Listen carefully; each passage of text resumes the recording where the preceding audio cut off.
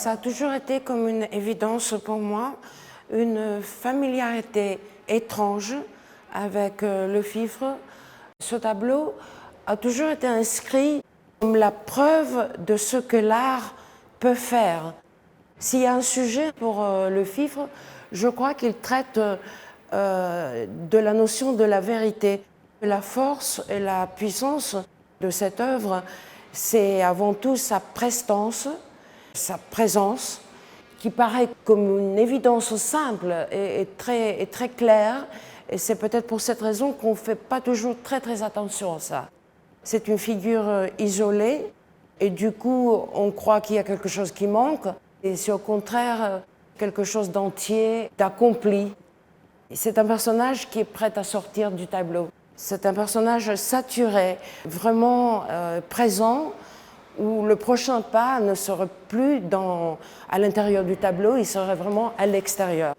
Il y a une chose, à mon avis, très importante, et aussi peut-être liée à mon travail, c'est ce mouvement qui, peut-être il est debout, mais on sent la vibration, le mouvement, la grâce du mouvement, le fait qu'il est à la fois perdu, songeur, évasif dans la musique, mais aussi fier pour être vu en tant que jeune musicien. Moi, ce que j'observe, que je ressens, c'est une certaine humilité par rapport à la grâce et à l'art de la musique. D'ailleurs, le fifre, c'est une petite flûte, c'est pas quelque chose de grandiose. Il y a à la fois la fierté d'être présent pour jouer et également d'être vu, mais aussi cette perte, ce songe dans la musique et dans la dimension intemporelle que la musique comporte.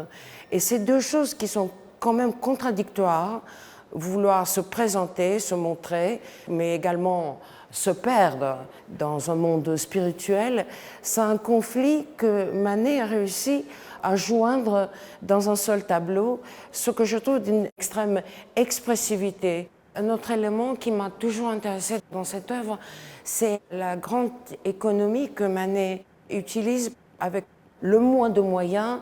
Il réussit à apporter le plus. Et c'est ça aussi le sens d'une certaine densité que cette œuvre possède, notamment dans le choix de couleurs. C'est un choix très restreint. On voit que du rouge, du bleu outre-mer très foncé, le doré sur le chapeau.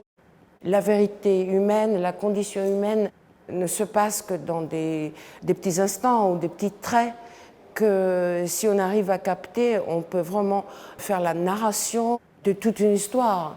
Cette sobriété qui me fait également penser d'une manière curieuse aux sculptures de Giacometti, par exemple, qui sont aussi des figures isolées, mais qui parlent de l'être humain, de la condition humaine.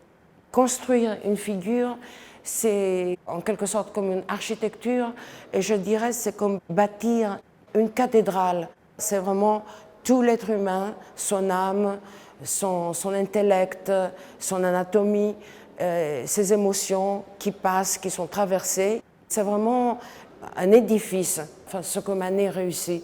Cette œuvre qui fait aussi ressortir cette certaine humilité qui m'est très précieuse, qui m'intéresse beaucoup dans mon travail et à la vie également.